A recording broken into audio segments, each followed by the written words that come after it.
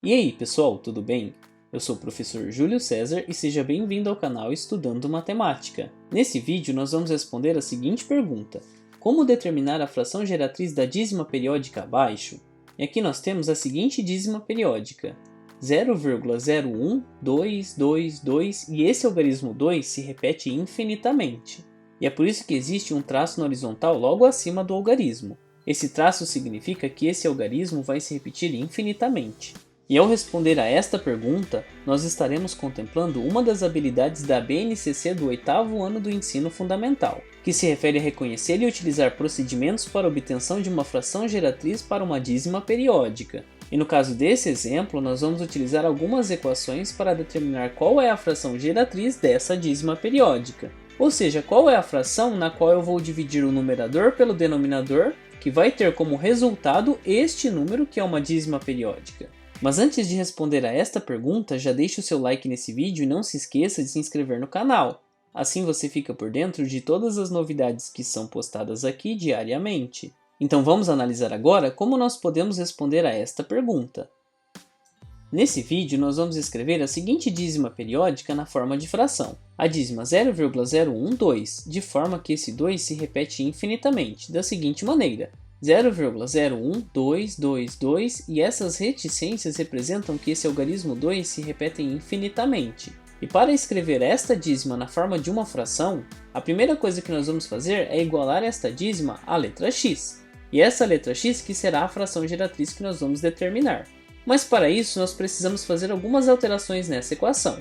E para escrever esta dízima como uma fração, nós precisamos eliminar esses números que aparecem aqui infinitamente. Mas para isso, em um primeiro momento, nós precisamos chegar a este período. E nós podemos observar que nós temos dois algarismos que estão antes do período. Então o primeiro passo seria fazer com que esta vírgula se deslocasse duas casas à direita. E para que isso aconteça, nós precisamos multiplicar essa dízima pelo número 100.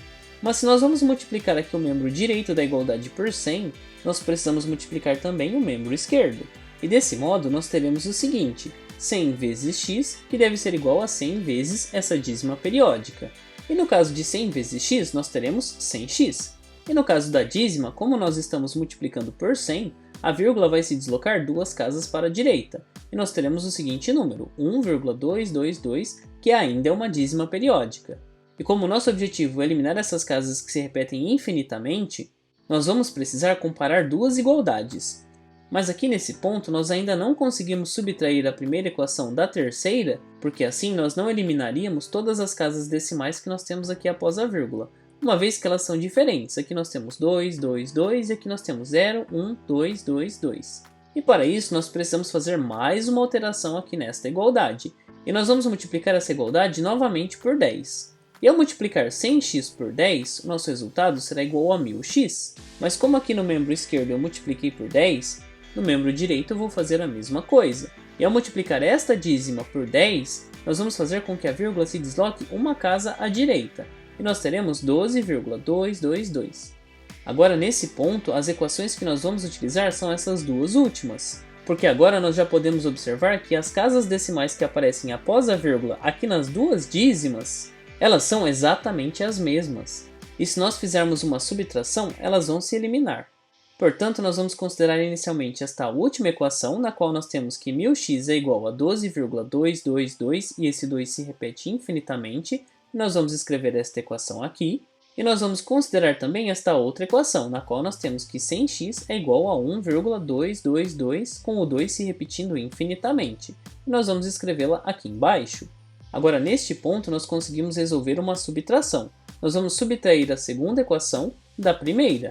Ou seja, nós vamos resolver a seguinte operação: 1000x menos 100x, aqui nos membros esquerdos da igualdade, e 12,222 menos 1,222, aqui nos membros direitos dessas igualdades. Então, nós temos 1000x menos 100x é igual a 900x, e 12 menos 1 é igual a 11. E todas as casas decimais que aparecem aqui após a vírgula vão se anular, porque nós teremos 2 menos 2, que é igual a 0, 2 menos 2, que novamente é igual a 0, e assim sucessivamente.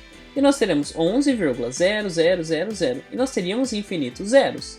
E como 11,0 é igual a 11, nós podemos deixar ele na forma de número inteiro. Então nós temos que 900 vezes x é igual a 11. E para determinar agora o valor de x, basta dividir ambos os membros da igualdade por 900. E ao fazer esta divisão aqui no membro esquerdo, 900 dividido por 900 é igual a 1. E 1 vezes x é igual a x.